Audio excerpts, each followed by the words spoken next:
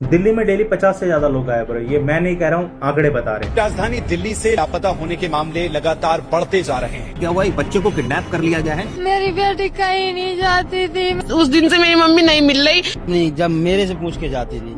1 जनवरी 2026 से 16 जनवरी 2026 तक के आंकड़े देखें तो इसमें 800 से ज्यादा लोग गायब हो चुके हैं। ये गायब होना एक आम बात नहीं है, ये सीधा सीधा किडनैपिंग है, जिनमें 500 से ज्यादा फीमेल और बाकी बचे मेल्स हैं। आखिर ये लोग जा कहाँ रहे हैं? किडनैप की गई लड़कियों का सौदा आजकल और भी ज्यादा शातिर हो चुका है। सबसे पहले उन्हें सेक्सुअली हैरेस किया जाता है, उसके बाद उन्हें सेक्स ट्रैफिकिंग के लिए डार्क वेब के जरिए इंटरनेशनल मंडियों में ऑक्शन कर दिया जाता है। जिन बच्चों की बोलियां नहीं लग पाती उनका इस्तेमाल ऑर्गन हार्वेस्टिंग के लिए किया जाता है, जिसके अंदर लीवर से लेकर किडनी तक बॉडी के हर पार्ट को दिल्ली एनसीआर के बेसमेंट क्लिनिकों में टुकड़ों में बेचा जाता है। और सबसे कमाल की बात यह है कि जितना भी किडनैपिंग का सारा खेल होता है ये किसी एक आदमी का काम नहीं है, ये पूरा माफिया चलाता है। और इनमें सबसे पहला हथियार होता है रोड पे घूम रही है लेडीजें और अनजान बच्चे। और ध्यान देने वाली बात यह है कि 10 साल से लेकर 17 साल तक की उम्र के बच्चों को ही सबसे ज्यादा टारगेट किया जाता है, क्योंकि इनकी कच्ची उम्र और उनकी कच्ची बुद्धि का ही फायदा उठाया जाता है।